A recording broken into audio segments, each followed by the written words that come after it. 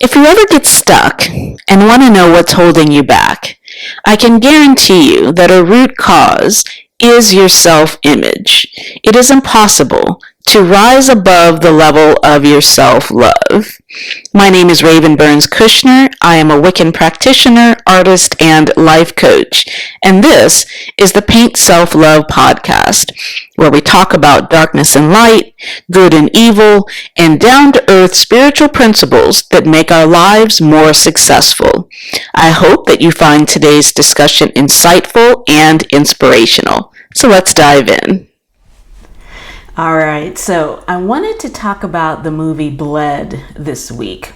So I'm still cooling my heels, waiting for an interview with a vampire to come back on AMC. So in the meantime, I'm quenching my thirst, so to speak, with other vampire movies. So I thought I'd check out the movie Bled. It's on Amazon Prime, and it looked appealing. I could see that it was about vampires, but what inspired me the most was that the premise was about an artist. So I think that's a really interesting spin on it, to have the victim be an artist, and I was really excited to see what they would do with that material. Now, I must tell you, as your friend, don't see this movie, okay? I mean, unless you just have an hour and a half to waste and burn and regret, then go ahead and see it. But I would recommend not seeing it and just listen to the review. Actually, it's not even really worth reviewing because nothing much really happens. There was an opportunity there, but it just fell flat. So the reason, though, why it appealed to me is that there is something about vampires and the arts and kind of that potential to marry those two together, which is really fascinating. And I felt like Interview touched on that by having Lestat be so into music and performance and have such a reverence. Like, those are the only humans he made an exception for, were musicians and artists, talented people. So the premise of Bled is that the main character, Sai, is an artist, and she's having a show. So it opens at her show, and the vampire of the film, his name is Renfield, which is a callback to Dracula. Not very original, but that's fine. So Renfield loves her work and flatters her, and for some reason she invites him to her loft, and for some reason she agrees to take these drugs that he offers her. Supposedly the point of the drugs was that they were going to really make her career take off. And I don't know. I know a lot of artists are eager to have their art careers take off, but I don't know that just some guy buying your artwork is enough to have you invite him back to your loft to do drugs. But so it goes. So she takes the drugs, and long story short, it's a trick, of course. And the reason why he's plying her with these drugs is he wants to turn her into a vampire, because somehow, and they don't go into the whole rules of this vampire world, which is a real missed opportunity, but somehow her becoming a vampire calls back this demon individual, and that, I think it's an incubus, and that incubus, if Renfield is able to get his blood, then he's able to extend his own life. Why he can't just do like other vampires and just extract blood from humans, I don't know. But in any case, this is what happens. We never get to see her art show. Like, she makes all this work, which the camera barely shows. It shows a little bit of it, and it isn't that much different from the work that she started with. Her work started off as dark, so it's just darker, and supposedly it's really great, but we don't really get to see it. And it's just dark. I mean, it's not that great, but okay, suspend your disbelief. It's supposed to be really great work. She's being very prolific. She's made all these paintings, but we never get to see her next show. So we don't get taken on that ride of, okay, I sold my soul to become successful. Now, I enjoy this little period of success, and then it all comes crashing, which, that theme is very popular and it's very exciting. It's like Wall Street. or any of these kind of movies where you see somebody sort of sell out their principles to become successful, and then it doesn't work out because who they are kind of comes back to the forefront, whatever. Yes, it's cliche, but it's also fun. But we didn't even go there. Like, we never saw her succeed. We just saw her make a bunch of paintings and take more drugs and get her friends to take drugs, and then, everything goes to hell. So I was interested in the movie, though, because, or at least the premise of the movie, because I think there really is something about spirituality and art, and vampirism, which is the dark form of spirituality, and art. I think there's such an opportunity there to show how it can be tempting, because even in the real world, there's real temptations for artists to sort of sell out their principles in order to be successful, to sort of give up what really inspires them in order to make work they think that other people want, which usually doesn't work out. But sometimes you see people just totally sell out for the money, and it does work out. Now, it may be unfair to say this, but someone like, Jeff Koons or Damien Hirst, know how to play the fame game, and it worked out for them. So there's always that temptation to sort of just give up any sort of depth or principle and just be about the money. And vampirism, we saw, like I said, Lestat be so interested in the arts. And if they had done a vampire movie where the person was sincere about wanting to develop their career and just inadvertently got sucked into this darkness, I think that could have been so interesting. And I think a movie that does do it correctly, I mean, it also isn't an Oscar-worthy film by any means, but the movie The Painter, I think, handles this material better. It's kind of the similar premise of a struggling artist who's really jealous of somebody that he went to school with who was a butthole, right?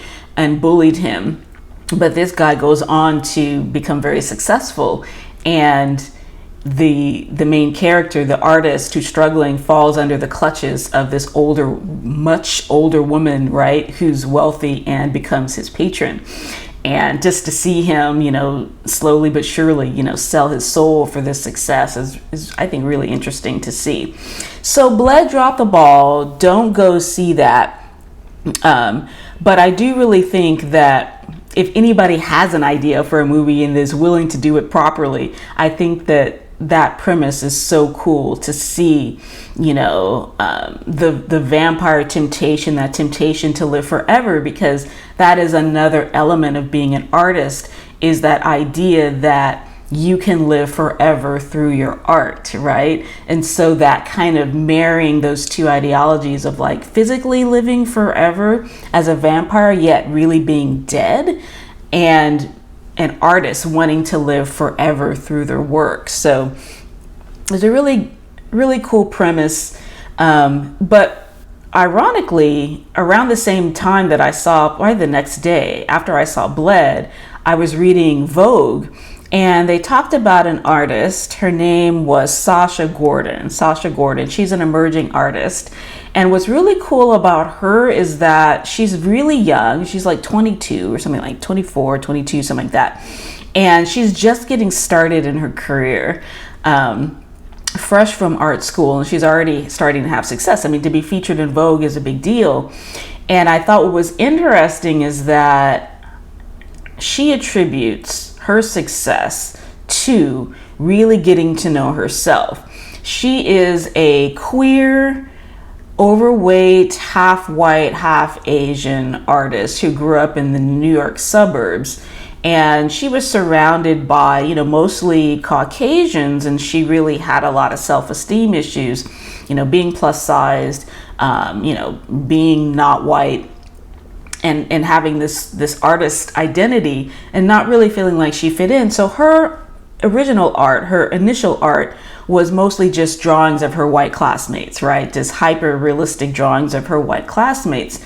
And after she went to art school, it's really fascinating to note that her art school offered free counseling, free therapy.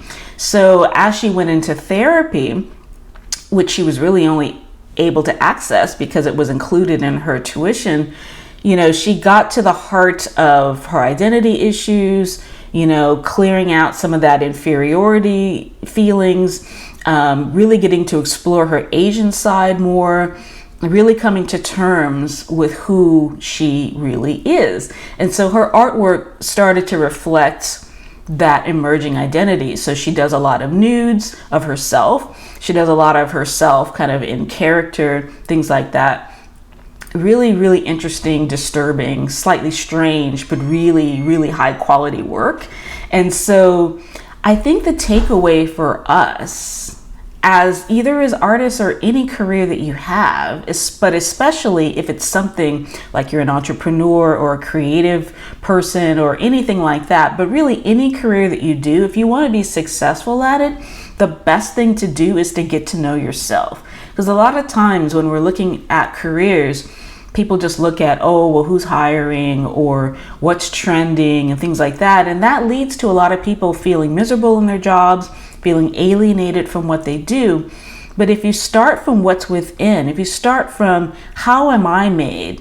What am I here to do? What's the truth about who and what I really am? If you start there, then everything that you do is going to have that much more power to it, that much more depth to it, and be that much more satisfying for you.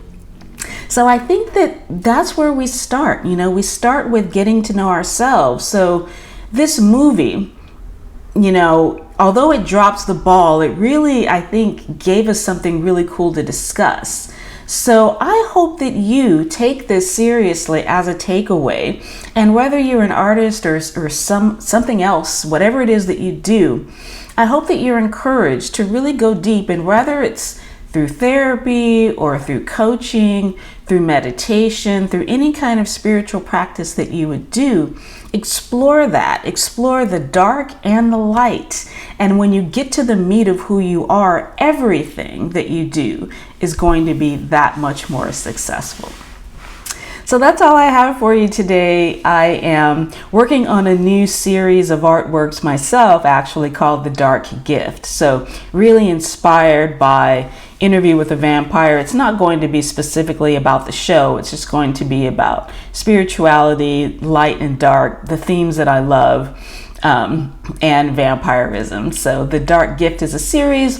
If you want to check it out, check out my Instagram. That's where I post my art. And check out my website if you're interested in any kind of spiritual coaching to get at the root of who and what you really are, so that everything that you do can be magnetized and successful. Check out my coaching page. I'll have all the links in the description. And until next time, love yourself and love yourself well. Bye-bye. So that's all I have for you today. I hope you did enjoy today's discussion. Visit paintselflove.com to book a coaching appointment or to buy some inspirational art. Until next time, love yourself and love yourself well. Blessed be.